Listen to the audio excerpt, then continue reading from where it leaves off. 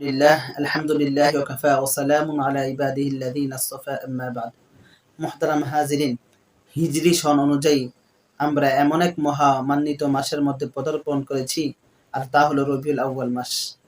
আমরা জানি এই রবিউল আউয়াল মাসে মানবতার মুক্তির দূত মুহাম্মদ আরবি সাল্লাল্লাহু আলাইহি সাল্লামের জন্ম হয়েছিল, যার জন্ম উপলক্ষে সমগ্র মানব জাতি নয়, সমগ্র দুনিয়া আনন্দে আনন্দিত হয়েছিল এবং মানব জাতির হেদায়েতের রাস্তা খুলে গিয়েছিল।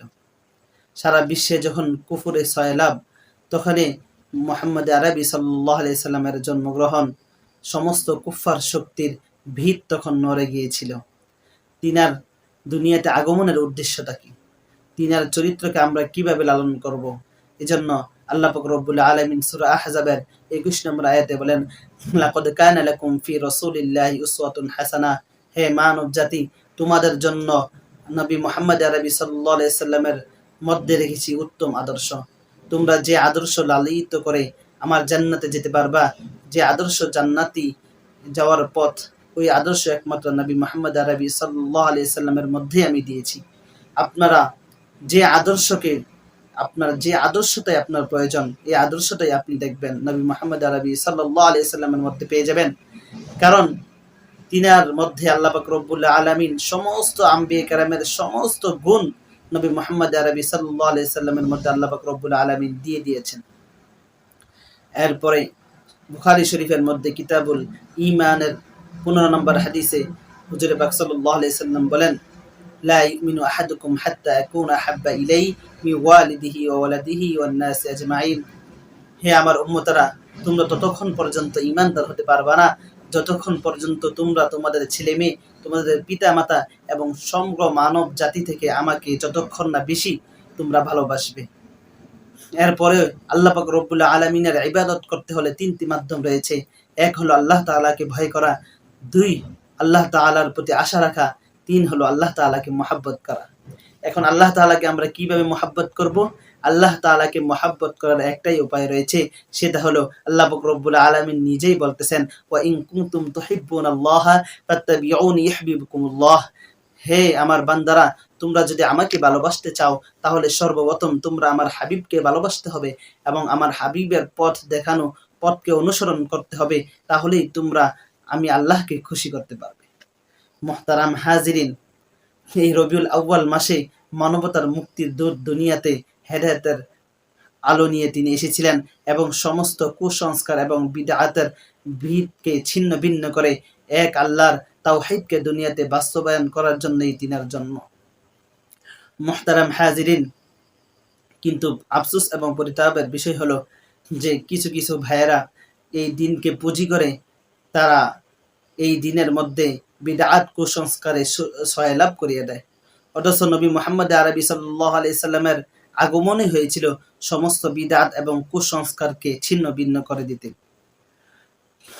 আমাদেরকে জানা উচিত যে এই দিনে কি জশ্নে জুলুস নবী মুহাম্মদ আরবি সাল্লাল্লাহু আলাইহি সাল্লাম এবং সাহাবায়ে কেরাম, মুজাদ্দিদে সালিহিন, আলফে সালিহিনরা, আইম্মে মুজতাহিদিনরা, ওনারা কিভাবে এই দিনটাকে পালন করেছেন। প্রিয় হাজিরিন,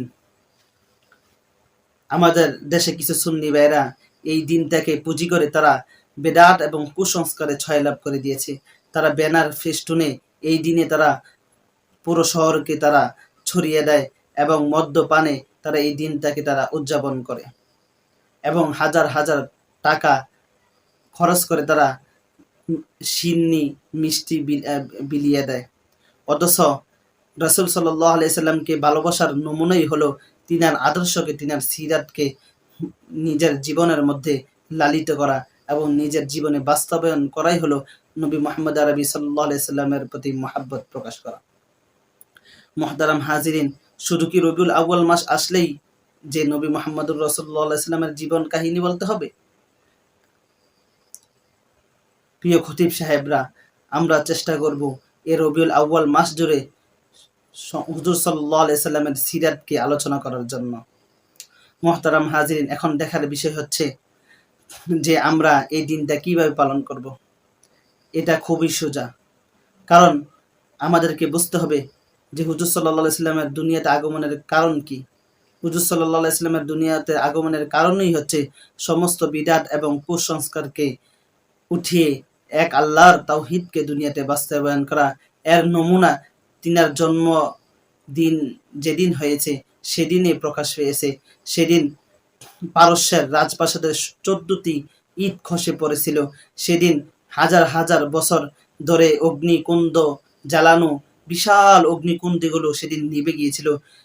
সেদিন জন্মদিনের মধ্যে, যেদিন হুজুর সাল্লাল্লাহু আলাইহি সাল্লাম জন্মদিন গ্রহণ করেন, সেদিন হাজার হাজার বছর ধরে মানুষ যে সাগরের মধ্যে গোসল উলঙ্গ হয়ে গোসল করত, তারা ভাবতো যে এখানে যদি গোসল করা হয় তাহলে সমস্ত পাপরাজি মুছে যায়। সেদিন এত অথই পানিগুলো সেদিন নিমিষেই শুকিয়ে গিয়েছিল। মানুষ তখন অবাক হয়ে গিয়েছিল। তখন পারস্য সম্রাটেরা ভয় পেয়ে গিয়েছিল, কি কারণে তিনার এত মজবুত রাজপ্রাসাদের 14টি ইট খসে পড়ে গেল, কি কারণে এত হাজার বছর ধরে জ্বলা আগুনগুলি নিভে গেল, কি